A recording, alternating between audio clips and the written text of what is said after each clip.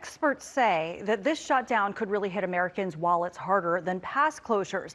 While previous shutdowns had little long-term impact on the overall economy, economists say that with a weakening job market, this shutdown could be different.